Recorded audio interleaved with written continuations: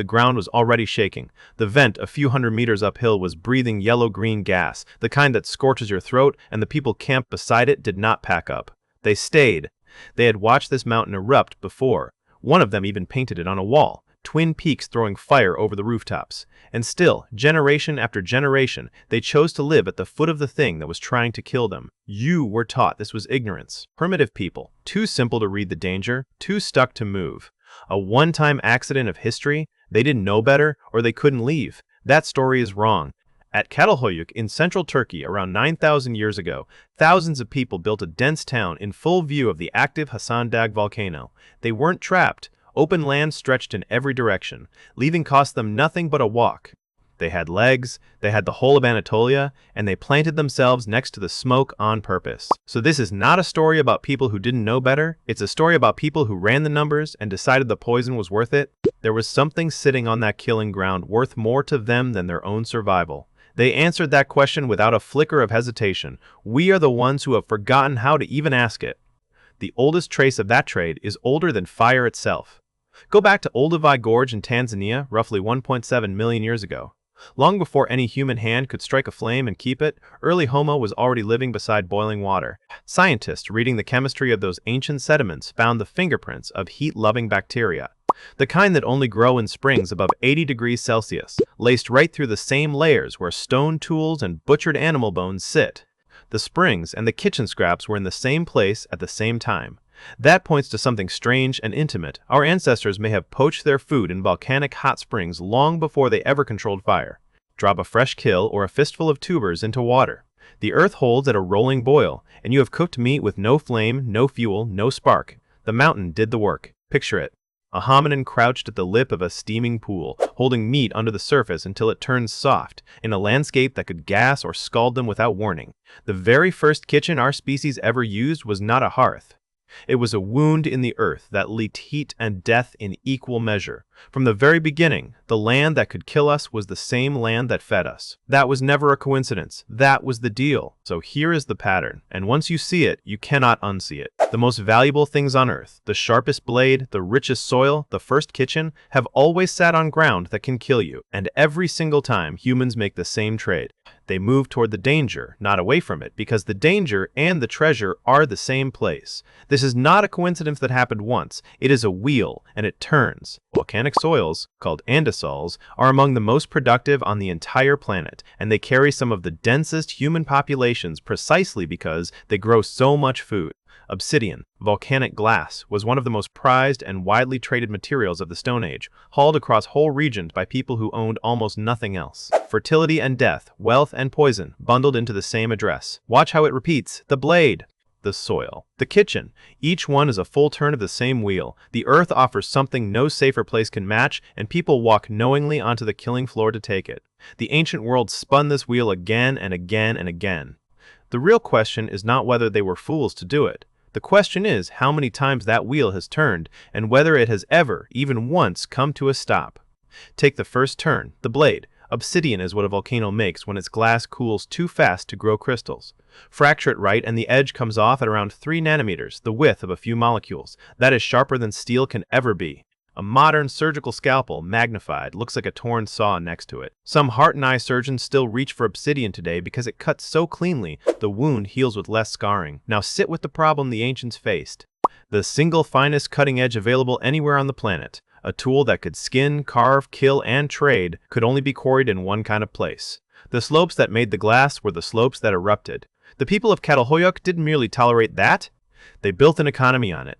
They pulled obsidian from the flanks of Cappadocian volcanoes, sourced to peaks like Galudag and Nenezidag, and traded it out across the Neolithic Near East, turning their dangerous address into a hub the whole region leaned on. So the best knife in the world came pre-attached to a fuse. You could not hold the edge without standing where the mountain could bury you. And rather than read that as a reason to leave, they read it as a reason to stay and dig deeper. The price of the blade was written in a currency they had not yet finished counting. The next turn was the ground itself. When a volcano buries a landscape in ash, it is also fertilizing it.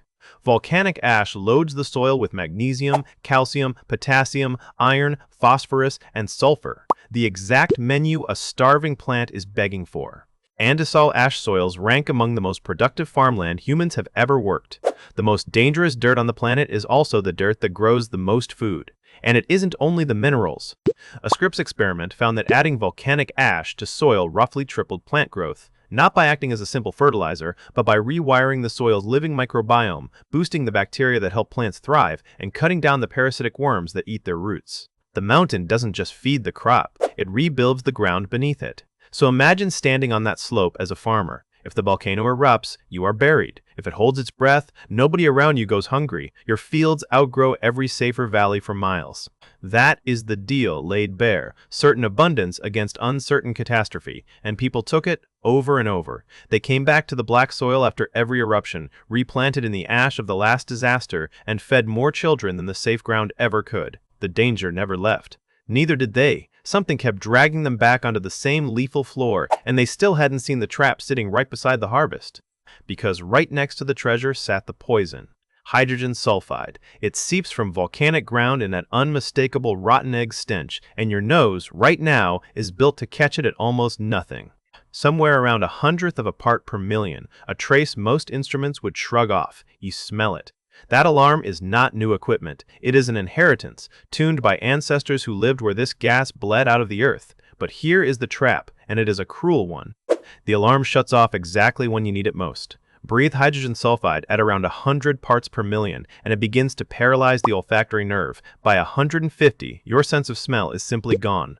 The stench vanishes, not because the gas cleared, but because your warning system has burned out. Push into the hundreds and past 1,000 parts per million, and a person collapses and dies, often without smelling a thing. Read that again. Your nose screams at a level that cannot hurt you and goes silent at the level that kills you. The better the poison gets at killing, the quieter your body becomes about it. The ancients lived on top of that betrayal.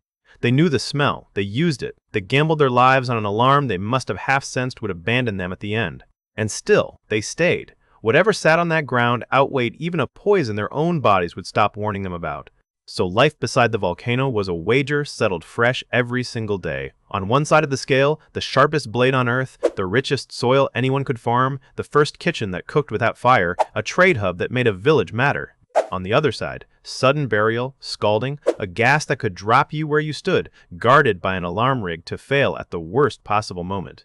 They knew both sides. That is the part we keep getting wrong when we call them primitive. They were not blind to the danger. They could smell it, they had painted the eruptions, they had buried their dead. They ran the tally with open eyes. And the tally came out the same way every time. The gain outweighed the grave. A blade you could trade for anything. A harvest that fed more mouths than any safe valley. Warmth and food pulled straight out of the ground. Set against a death that might come this year, or next, or never. Day after day, across the Stone Age and long after, people made that trade and stayed. This is the wheel turning, turn after turn, in place. Not one desperate tribe with nowhere to run, but our species choosing the killing floor on purpose because the killing floor paid best. It would be comforting to file all of this under ancient history. To assume that somewhere along the way, we got smart and finally stepped off the wheel. We didn't step off. The wheel never even slowed. At this exact moment, roughly 500 million people live within reach of an active volcano, around 800 million within 100 kilometers, spread across 86 countries. That is not a relic population clinging to the past. That is 1 in every 10 people alive, today, camped on the same kind of ground the people of Çatalhöyük chose to build on. Look at Naples. Around 600,000 people sit inside the red zone of Mount Vesuvius, the blast radius of a mountain that has erased cities whole, and close to 3 million fill the greater metropolitan area. Just west, the towns over the Campi Flegrei caldera hold more than 500,000 more. On-ground scientists rank among the most dangerous volcanic risk anywhere on the planet. They are not there by accident or ignorance. They are there for the harbor, the impossibly fertile soil, the hot springs, the same 3 prizes their ancestors died for, with Obsidian simply swapped out for real estate. The blade, the soil, the kitchen, the exact trade, running at full volume, in a modern city with satellites overhead and evacuation plans on file. We can measure the risk to the decimal now. We name the vents, we map the gas, and we move toward them anyway, by the millions. The wheel you have been watching spin for over 2 million years is not a wheel you are studying from the outside. You are standing on it. You think you're different. You're not. You don't live by a volcano, maybe. But look at where you actually are. On a fault line, because the coast is where the work and the water are. On a floodplain, because the flat land by the river is the land that grows things and moves goods. Under a hillside that could slide, downwind of a plant, over a buried pipeline, you have set your life on top of a hazard because the hazard sits exactly where the value is. That is the ancient trade, and you are still making it. You made it this morning when you chose where you'll sleep tonight, and you carry the proof in your own face. That alarm in your nose, the one that catches rotten eggs at a whisper and dies at the killing dose, is not yours alone. It is the whole species' inheritance, a trace gas detector evolved by people who lived on poisoned ground and handed it down to every one of us. Surgeons still choose Obsidian for its edge. Billions still choose the fault line for its harbor. Nothing about the deal has changed except the scenery, so you were never the audience for this story. You are a single point on a wheel that has never once stopped turning, and it is turning right now, under your feet. The ancients spun it forward without ever choosing to stop. The next turn is already loading. Who gets to decide where it goes?